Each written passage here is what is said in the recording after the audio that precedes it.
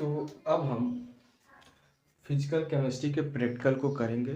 Physical chemistry के practical का procedure क्या है, उस सारे प्रोसीजर को हम करेंगे और प्रोसीजर में हम देखेंगे कि क्या क्या हो रहा है, ऑपरेटर्स की क्या रिक्वायरमेंट है और किन किन चीज़ों की हमें ज़रूरत पड़ती है।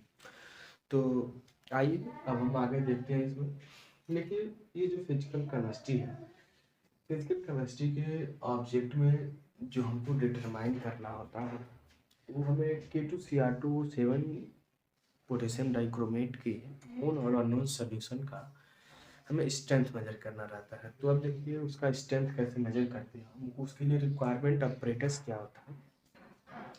रिक्वायरमेंट ऑपरेटर्स में आपको चाहिए volumetric flask, conical flask, funnel, burette, pipette, ये सारी चीज़ें आपको चाहिए।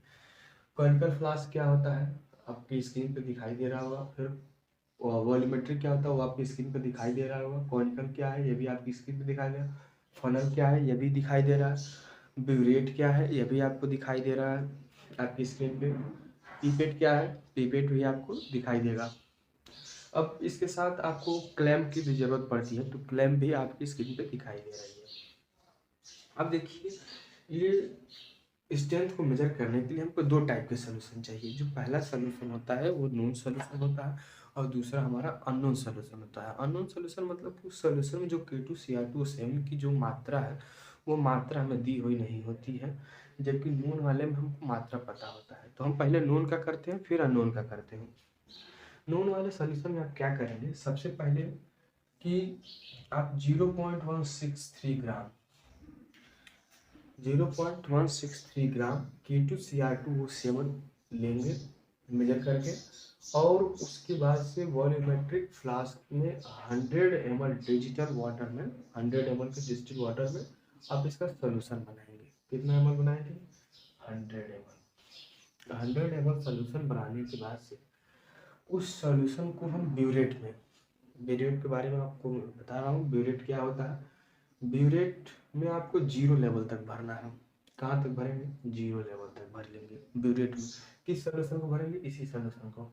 ये जो सोल्यूशन आप बनाएंगे इसका 100 ml का, तो उसमें तो पूरा भरेंगे नहीं, उसकी कुछ वैल्यू को हम ब्यूरेट में भरेंगे। और कहाँ तक भरेंगे? 0 लेवल तक। इसके बाद क्या करेंगे आप, थर्ड स्टेप में आप 10 ml फेरस अमोनियम सल्फेट लेंगे। क्या लेंगे? फेरस अमोनियम सल्फेट लेंगे 10 ml। 10 ml ferrous ammonium sulphate को लेंगे और 5 ml H2SO4 और 2-3 ड्रॉप एंड फेनिल एल्फानिलिक एसिड लेंगे। किसमें लेंगे? कॉनिकल फ्लास्क में लेंगे। किसमें लेंगे? कॉनिकल फ्लास्क में। ठीक। 10 ml फेरस अमोनियम सल्फेट लेंगे, 5 ml H2SO4 और 2-3 ड्रॉप एंड फेनिल एल्फानिलिक एसिड ले लेंगे हम किसमें? कॉनिकल फ्लास्क में। अब देखिए इसके बाद हम क्या करते हैं कि जो चीज़ें हम लिए हुए हैं इसको अच्छे से हम सेक कर लेंगे, मतलब कि उसको अच्छे से हम मिक्स कर लेंगे और उसका एक मतलब सोल्यूशन, स्टैंडर्ड सोल्यूशन तैयार हो जाएगा। फिर हम इसको, जैसा कि फिगर में दिखाया जा रहा है, फिगर में हम जो चीज़ें दिखाई दे उसके हिसाब से हम इन चीज़ों को सेट कर लेंगे। चीज़ों को सेट करने के बाद से क्या करेंगे आप, ये ब्यूरेट में जो सोल्यूशन है, ब्यूरेट के सोल्यूशन को drop by drop conical flask में हम छोड़ेंगे, ड्रॉप बाय ड्रॉप। और ध्यान दिए रहेंगे, हम ब्यूरेट की रीडिंग को ध्यान देंगे और यहाँ कलर भी ध्यान देते रहेंगे। जो कॉनिकल फ्लास्क का सोल्यूशन है उसका कलर चेंज हो जाता है, उसका कलर चेंज होगा या तो पिंक कलर में या रेड वायलेट कलर में चेंज हो जाएगा। ठीक। तो आप देखिए क्या करेंगे, आप ब्यूरेट के सोल्यूशन को drop by drop conical flask में छोड़ेंगे और उसको जैसे जब जब ड्रॉप बाय ड्रॉप ब्यूरेट से सोल्यूशन गिरेगा कॉनिकल फ्लास्क में, तो आप उसको ऐसे शेक करते रहेंगे ताकि जो वहाँ सोल्यूशन गिर रहा है इसमें घुल सके। जब घुलेगा तो आप इसमें देखेंगे कि या तो पिंक कलर आ जाएगा या रेड वॉलेट कलर है। तुरंत उसी टाइम हम यहाँ ब्यूरेट को लॉक करेंगे और वहाँ उसकी रीडिंग को नोट कर लेंगे। जो उसकी रीडिंग होनी चाहिए वो 10 के नियर अबाउट आनी चाहिए रीडिंग, तभी आपको परफेक्ट हो रहा है। उसकी रीडिंग जो है मैं लिखा हूँ, इट रीडिंग बिकम्स 10। इसकी रीडिंग किसकी अराउंड आनी चाहिए? 10 की रीडिंग आनी चाहिए, 10 के अराउंड आनी चाहिए। अब ये जो प्रोसेस है, चूंकि एक बार में तो कंफर्मेशन नहीं हो पाएगा कि ये कितनी रीडिंग आ, मतलब इसकी कितनी वैल्यू है, तो हम क्या करते हैं कि इस प्रोसेस को हम कम से कम 3 बार करेंगे। कितनी बार करेंगे? 3 बार। आपको सोल्यूशन दोबारा नहीं बनाना, फिर इसी सोल्यूशन को क्या करेंगे आप ब्यूरेट में चूंकि जीरो लेवल से थोड़ा कम हुआ रहेगा सोल्यूशन, तो फिर उसको जीरो लेवल तक ले जाएंगे ब्यूरेट में जो सोल्यूशन भरे हैं। फिर जब जीरो लेवल तक आप ब्यूरेट के सोल्यूशन को लेके चले जाएंगे तो फिर आप क्या करेंगे कि इस सोल्यूशन को फिर दोबारा बनाएंगे कोनिकल फ्लास्क में। ये solution 10 ml ferrous ammonium sulphate 5 ml एस्ट्रेसोफोर 2-3 ड्रॉप एंड फेनिलएल्सानिलिक एसिड, इसको फिर दोबारा सोल्यूशन बनाएंगे कॉनिकल फ्लास्क में और फिर से यही प्रोसेस करेंगे, ड्रॉप बाई ड्रॉप छोड़ेंगे और जिस ब्यूरेट की जिस वैल्यू पर कॉनिकल फ्लास्क में जो सोल्यूशन है उसका कलर चेंज होगा उस रीडिंग को आप नोट कर लेंगे। फिर वही वैल्यू 10 के अराउंड आ जाएगी आपकी। फिर थर्ड स्टेप में क्या करेंगे, फिर ब्यूरेट में इस सोल्यूशन को भरेंगे K2Cr2O7 इस सोल्यूशन को भरेंगे, फिर जीरो लेवल तक भर देंगे।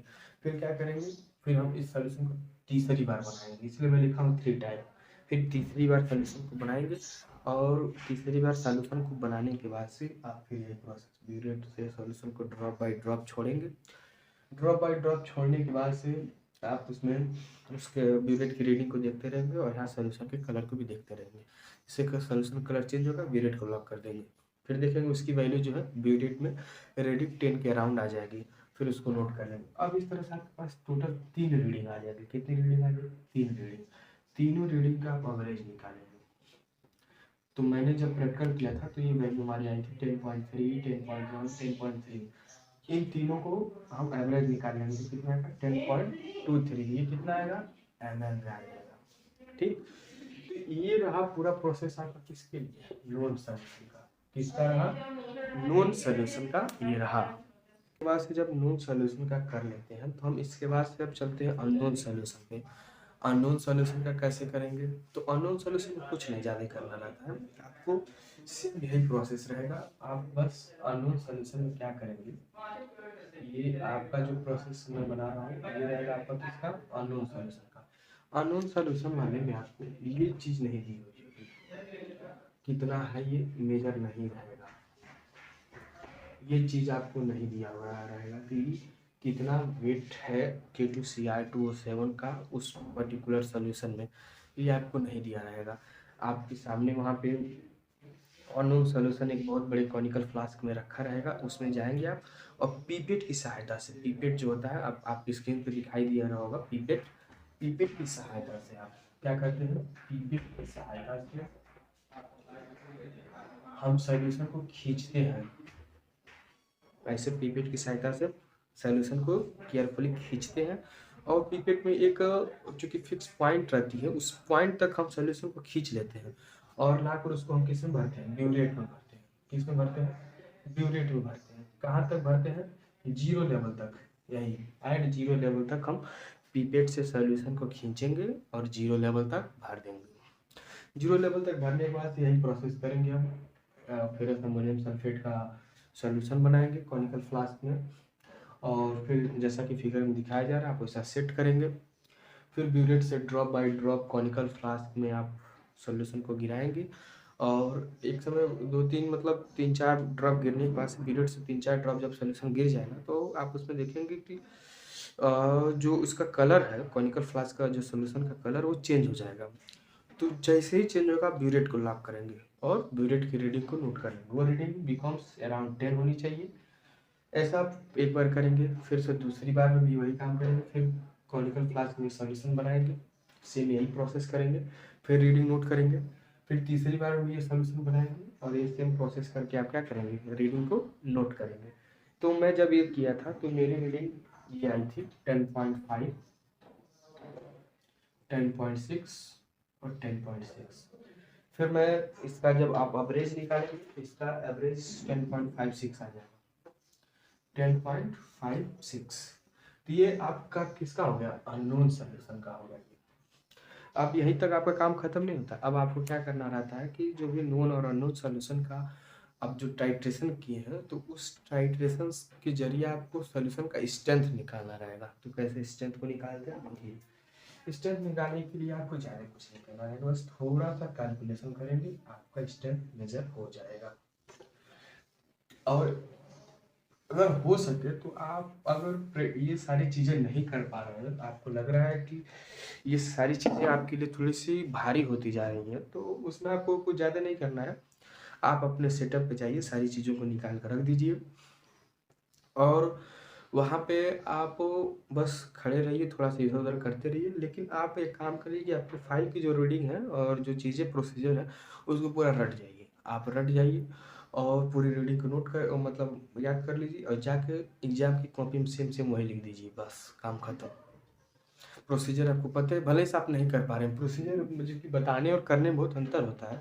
बहुत लोग नहीं कर पाते हैं, लेकिन प्रोसीजर जानते हैं, तो आप प्रोसीजर लिख देंगे और जब आपसे टीचर पूछे कैसे किए हो, तो आप बता दीजिए कैसे किया, आपको नंबर मिल जाएगा। अगर आप नहीं कर पा रहे हैं तब। हाँ, ये है कि आप नहीं कर पा रहे हैं और आप लैब में पूरा चक्कर मार रहे हैं, तो फिर आपके लिए बहुत दिक्कत हो जाएगा। लैब में चक्कर नहीं मारेंगे, अगर आपको नहीं पता तो चुपचाप अपने सेटअप पे खड़ा रहेंगे, थोड़ा बहुत इधर-उधर करते रहेंगे, थोड़ा-सा भी तो इधर-उधर करते रहेंगे ताकि कोई टीचर आपको देखे तो वो लगे कि हाँ, कर रहा है। और क्या करें आप फटाक दें, आप जो याद करके गए हो उसको कॉपी में फटाक से नोट कर दें, तो आपका फिजिकल केमिस्ट्री का प्रैक्टिकल कंप्लीट हो जाएगा। तो आइए अब हम इसके कैलकुलेशन को करते हैं। देखिए कैलकुलेशन कैसे करेंगे।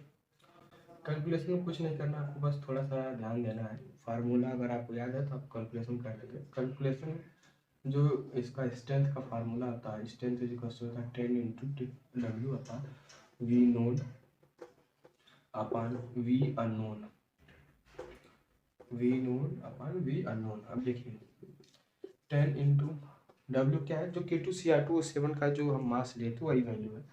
ये value 0.163 gram into V known हमने क्या निकाला था, वी नोन हमने यहाँ पे जब लिखा था तो था 10.23 और अपॉन वी नोन 10.5 कुछ ऐसा 56 था। जब इसको आप सॉल्व करेंगे तो क्या होगा 116.3 इंटू 10 अपॉन 10.56, इसको सॉल्व करेंगे तो 1.57 ग्राम पर लीटर आएगा वैल्यू ये। तो इस तरह से आप उस पर्टिकुलर सॉल्यूशन का स्ट्रेंथ मेजर कर पाएंगे जो आपको दिया गया है।